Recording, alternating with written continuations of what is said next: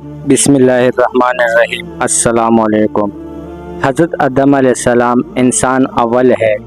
حضرت آدم علیہ السلام کے متعلق قرآن مجید نے جو حقائق بیان کیے ہیں ان کے تفصیلی تذکرہ سے پہلے یہ واضح ہونا جانا ضروری ہے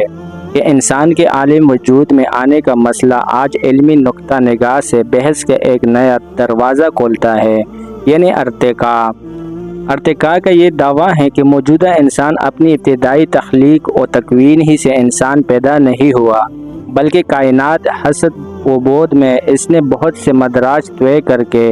موجودہ انسانی شکل حاصل کی ہے، اس لیے کہ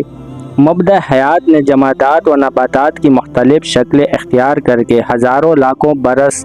بعد درجہ بدرجہ ترقی کر کے اول لبونا پانی کی جونگ کا لباس پہنا، اور پھر اسی ہی طویل مدت کے بعد حیوانات کے مختلف چھوٹے بڑے طبقات سے گزر کر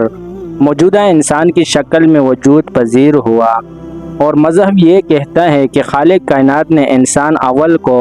آدم علیہ السلام کی شکل میں ہی پیدا کیا، اور پھر اس کی طرح ایک ہم جنس مخلوق ہوا کو وجود دے کر کائنات عرض پر نسل انسان کا سلسلہ قائم کیا، اور یہی وہ انسان ہے جس کو خالق کائنات نے عام مخلوق پر برتری اور بزرگی عطا فرمائی اور امانت الہی کا بارگراہ سے اس کے سپرد فرمایا، اور کل کائنات کو اس کے ہاتھ میں مسخر کر کے خلافت و نیابت الہی کا شرف اسی کو بخشا۔ قرآن مجید کی چند آیات کی ترجمہ یہ ہے: بلا شبہ ہم نے انسانوں کو بہترین اندازے سے بنایا ہے،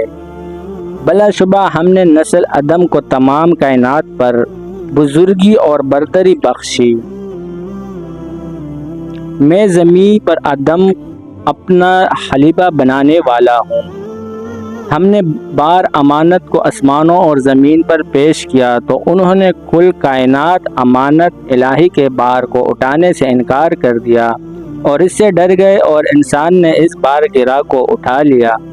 قرآن مجید میں حضرت آدم کا نام 25 مرتبہ 25 آیات میں آیا ہے، جو ذیل کی جدول سے ظاہر ہوتا ہے۔ قرآن مجید میں انبیاء علیہ السلام کے تذکروں میں سب سے پہلا تذکرہ ابو البشر حضرت آدم علیہ السلام کا ہے،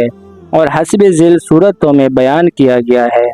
سورہ بقرہ، اعراف، اسراء، کہف اور طٰہٰ میں نام اور صفات دونوں کے ساتھ، اور سورہ حجر اس میں فقط ذکر صفات کے ساتھ، اور عمران، مائدہ، مریم اور یاسین میں صرف ضمنی طور پر نام لیا گیا ہے۔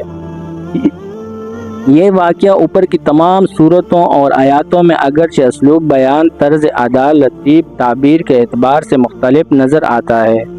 لیکن مقصد اور واقعہ کے اعتبار سے